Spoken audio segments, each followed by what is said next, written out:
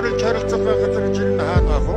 Ер нь бол орилж байгааг нь баг ойлгохгүй шүү дээ. Одоо жаахан аятаа дохтой хичээл явуулвал дээр л байгаа тийм. За үүн дээр нэмээд тэд нийслэл хотын өнгө үзмжийн хурдааж хүний эрхийг зөрчиж байна гэж судлаачид үзэж байна.